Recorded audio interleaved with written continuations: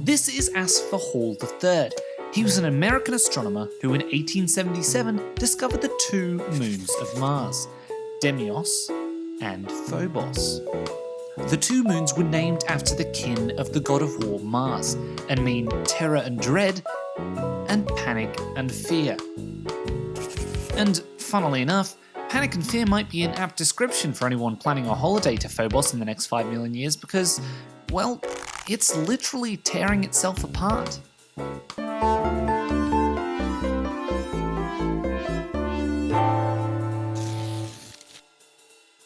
Mars's moons are far from normal. Besides being the two darkest objects in our solar system, Phobos orbits Mars only 6,000 kilometers above its surface, making it also the closest orbiting moon of any planet in our solar system.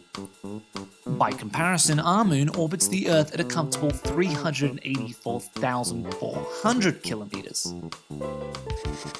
In fact, you could technically fit every planet in our solar system in the distance between the Earth and our moon, with about 8,030 kilometers to spare. Now, a moon changing its orbit is nothing out of the ordinary. Our own moon is slowly drifting away from us at a rate of 3.74 centimeters a year.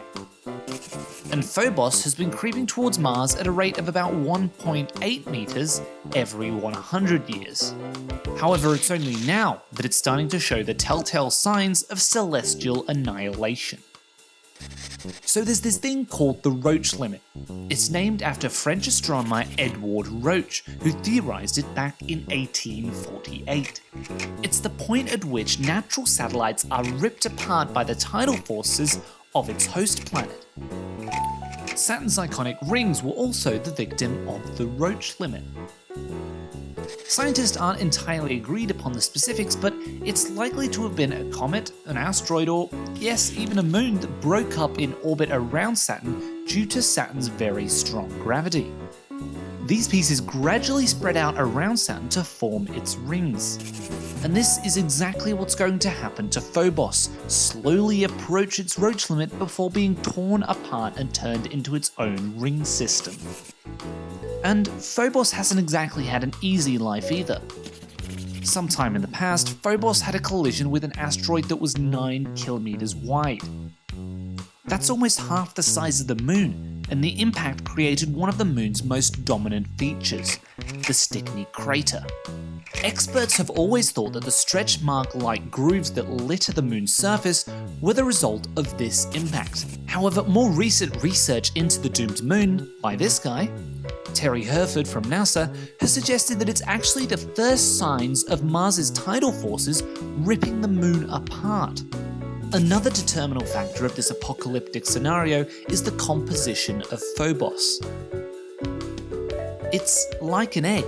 The planet is comprised of a hard outer shell with a powdery, almost fluid-like center.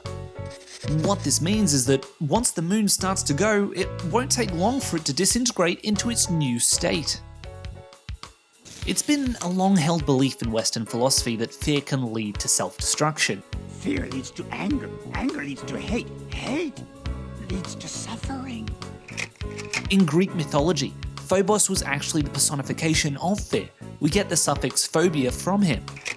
It seems almost poetic then that in 3 to 5 million years' time, fear will literally destroy itself on an astronomical scale.